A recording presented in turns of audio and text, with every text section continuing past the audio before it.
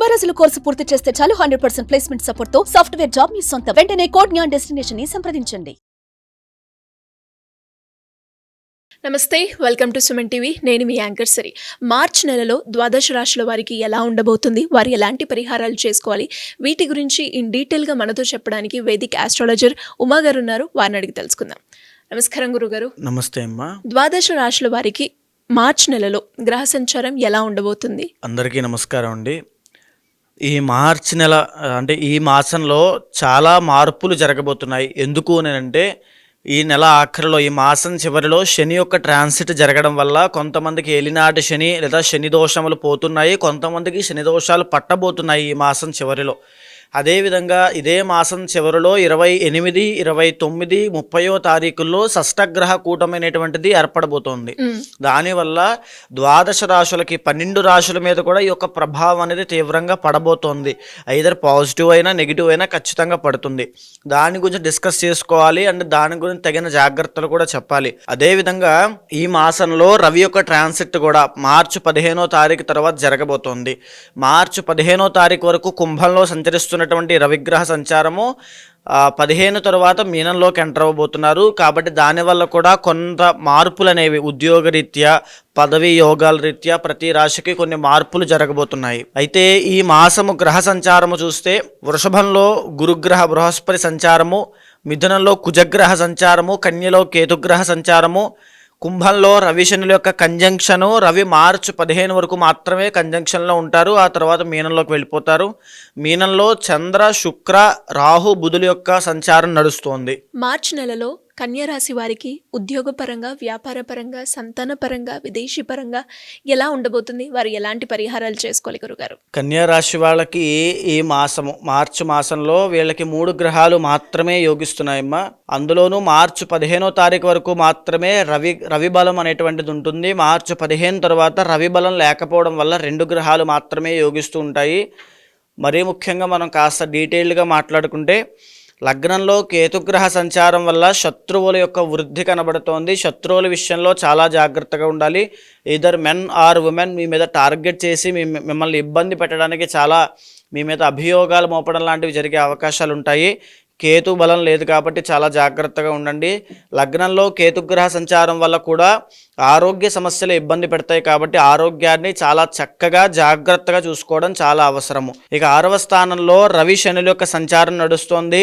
శనీశ్వరుడు 6వ స్థానంలో ఉండడం వల్ల చాలా మంచి జరుగుతుంది. శుభాన్ని, సుఖాన్ని కలగజేస్తాడు కాబట్టి శని దోషం లేదు.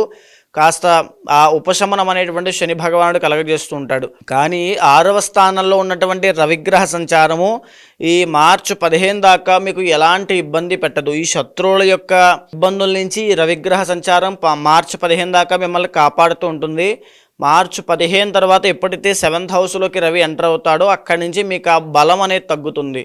మీ యొక్క బలం తగ్గడము, మీ యొక్క మెంటల్ స్ట్రెంత్ అనేది తగ్గడం లాంటి వాటి వల్ల శత్రువుల వల్ల మీరు చాలా ఇబ్బంది పడతారు.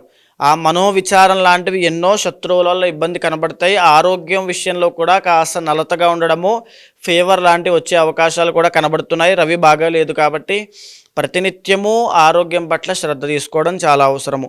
7వ స్థానంలో బుధగ్రహ సంచారం నడుస్తోంది కాబట్టి ఖచ్చితంగా మళ్ళా అనారోగ్య సమస్యలు గోచరిస్తున్నాయి. బాడీ హీట్ విషయంలో చాలా జాగ్రత్తగా చూసుకోండి. ఎవరితోనైనా విరోధం పనికిరాదు, ఎవరితోనూ శత్రుత్వం పెట్టుకోవద్దు. మీరు కూడా కాస్త కోపం తగ్గించుకోండి. ఈ మాసంలో కోపం పెరిగి అనవసరమైన మాటలు మాట్లాడడం వల్ల వాటి వల్ల ఎన్నో ఇబ్బందులు పడే అవకాశాలు ఉంటాయి. చాలా జాగ్రత్త అవసరము.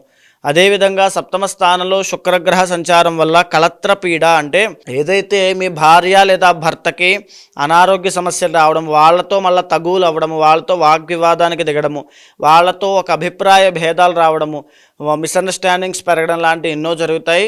కన్యారాశి వాళ్ళు ఈ మాసంలో కోపం తగ్గించుకోండి, సామరస్యంగా వెళ్ళడానికి ప్రయత్నం చేయండి.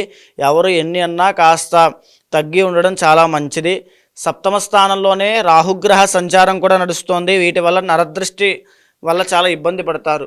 ఈ మాసంలో మీరు ఎలాంటి శుభకార్యాలకు వెళ్ళినా, ఎలాంటి ఫంక్షన్స్కి వెళ్ళినా, లేకపోతే ఎక్కడికి వెళ్ళినా కాస్త ఎక్స్పోజ్ అవ్వద్దు. ఆ నగలు కానీ ఏది కానీ ఎక్స్పోజ్ అవ్వద్దు, లేకపోతే నరదృష్టి ప్రాబ్లం వల్ల ఎన్నో ఇబ్బందులకు గురవుతారు. మహానరదృష్టి ప్రాబ్లం అనేటువంటిది రావడం వల్ల కాస్త ఈ జ్వరాలు కానీ లేకపోతే మైగ్రేన్ కానీ హెడేక్స్ కానీ రావడము, వాటి వల్ల ఆరోగ్య ఇబ్బందులు రావడము ఎన్నో 15వ తారీఖు తర్వాత నుంచి జరిగే అవకాశం ఉంటుంది.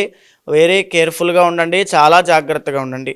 భాగ్యస్థానంలో గురుగ్రహ సంచారం వల్ల మంచి గృహ లాభాలు, ద్రవ్య లాభాలు, శుభం కలిగే అవకాశం ఉంటుంది. ఏదైనా కావాలి కొనుక్కోవాలి అనుకున్నప్పుడు చిన్న చిన్న వస్తువులన్నీ కొనుగోలు చేసుకోవడము, లేకపోతే ఎవరైనా గృహ నిర్మాణాలు చేసుకుంటూ ఉంటే వాళ్ళకి ఆ పనులన్నీ ఫాస్ట్గా అవ్వడం లాంటివి ఎన్నో జరిగే అవకాశం ఉంటుంది. ఇక దశమ స్థానంలో కుజగ్రహ సంచారం వల్ల అధిక శ్రమ, విపరీతమైన కష్టాన్ని అనుభవిస్తూ ఉంటారు. ఒక బానిసలా కష్టపడుతూ ఉంటారు. దానికి తగిన ప్రతిఫలాన్ని రాబోయే రోజుల్లో అనుభవించినప్పటికీ కూడా ఈ మాసంలో ఆ కష్టం మాత్రమే కనబడుతుంది. కానీ కంగారు పడద్దు, ఈ 3 గ్రహాలు యోగిస్తున్నాయి కాబట్టి అందులోనూ మీకు ఈ మాసం చివరిలో షష్టగ్రహ కూటమి సప్తమ స్థానంలో పట్టడం వల్ల, సప్తమ స్థానము అంటే బిజినెస్ కానీ వైవాహిక జీవితం కానీ వస్తుంది. సో వైవాహిక జీవితంలో ఈ మాసంలోనే ఇబ్బందులు కనబడుతున్నాయి. మీకు ఇందాక నేను చెప్పాను, సప్తమ స్థానం శుక్రగ్రహ సంచారం వల్ల భార్య లేదా భర్తతో విరోధానికి దిగుతారని. సో ఇలాంటి ప్రాబ్లం నుంచి ఎప్పటి నుంచే జాగ్రత్తగా ఉండండి. షష్టగ్రహ కూటమి పెళ్లి చేసుకుని చక్కగా కాపురం చేసుకునే వాళ్ళ మధ్యలో ఒక చిచ్చు పెట్టినట్టుగా వాళ్ళిద్దరిని విడగొట్టే ప్రయత్నం చేస్తుంది, లేకపోతే చాలా ఇబ్బందులు క్రియేట్ చేస్తుంది. ఉమ్మడి వ్యాపారంలో ఉన్న వాళ్ళైనా, బిజినెస్లో ఉన్న వాళ్ళకైనా నష్టాలను కలగజేయడము, ఒడిదుడుకులు రావడము, అప్స్ అండ్ డౌన్స్ తీసుకురావడం లాంటివి ఎన్నో జరిగే అవకాశాలు ఉంటాయి. వెరీ కేర్ఫుల్గా ఉండాల్సిన టైం ఇది. దాంతోపాటు రవి బలం లేకపోవడం వల్ల ఆరోగ్యం పట్ల కూడా మీరు చాలా ప్రత్యేకమైన శ్రద్ధ తీసుకోవాలి. ఇక కన్యా రాశి వాళ్ళు ఇంకా మరీ ముఖ్యంగా మనం మాట్లాడుకోవాలంటే చంద్రబలం అనేటువంటిది లేదు. చంద్రబలం లేకపోవడం వల్ల కన్యారాశి వాళ్ళకి మనోవిచారం అనేది చాలా ఎక్కువ అవుతుంది. సో కన్యారాశిలో ఉన్న వాళ్ళు ఎవరైనా సరే ఆ డిప్రెషన్ కానీ యాంగ్జైటీని కానీ ఫీల్ అవుతూ ఉంటారు. ఎమోషనల్ అయ్యి బాగా సెన్సిటివ్గా ఎవరైనా ఒక మాట అంటే తీసుకోలేక చాలా ఈ మాసంలో ఇబ్బంది పడుతూ ఉంటారు. సో చంద్రబలం పెరగడం కోసం ఎవరికైనా ఒక పేదవాళ్ళకి కానీ ఎవరికైనా సోమవారం నాడు భోజనం పెట్టండి, చాలా మంచి జరుగుతుంది. మరి ఎలాంటి పరిహారాలు చేసుకోవాలి గురుగారు?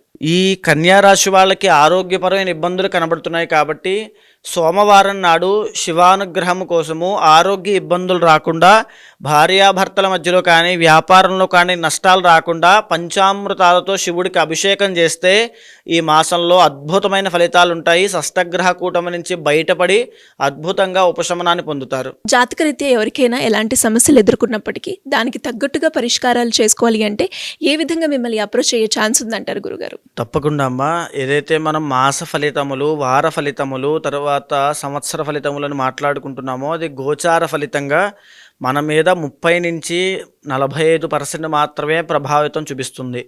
మిగతా పర్సెంట్ అంతా కూడా ఇంటర్నల్ జాతకం మీద ఆధారపడి ఉంటుంది కాబట్టి కంగారు పడాల్సిన పని లేదు. కొన్ని రాశుల వారికి యోగాలు బాగాలేని డిసప్పాయింట్ అవ్వాల్సిన పని లేదు. కొన్ని రాశుల వాళ్ళకి రాజయోగం ఉంది కదా అని చెప్పి ఏ పని చేయకుండా ఖాళీగా కూర్చోవాల్సిన అవసరమూ లేదు. ఇంటర్నల్ జాతకం మీద వాళ్ళ యొక్క నిత్య యోగాలు, ఆ యొక్క దోషాల మీద కూడా ఆధారపడి ఉంటుంది. సో ఎవరైనా సంప్రదించాలనుకుంటే కింద కనిపించేటువంటి నెంబర్కి కాంటాక్ట్ చేయండి. తప్పకుండా మా వాళ్ళు మీకు పూర్తి వివరాలు ఇస్తారు. దాన్ని బట్టి తప్పకుండా ఇంటర్నల్ జాతకం చూసి దాన్ని గోచారంతో సమన్వయం చేసి ఏ సమస్యతో మీరు బాధపడుతున్నారో అది తెలుసుకున్న తర్వాత దానికి సరైనటువంటి పరిష్కారము, ఏదైతే పరిహారం పూజలు ఉంటాయో అవి చేయించి తప్పకుండా మీకు ఆ రిజల్ట్ వచ్చేలా చేస్తాను. ధన్యవాదాలు గురుగారు. నమస్తే అమ్మా. సుమన్ టీవీలో మీ పర్సనల్ అండ్ బిజినెస్ ప్రమోషన్స్ కోసం కింది నెంబర్కి కాంటాక్ట్ చేయండి.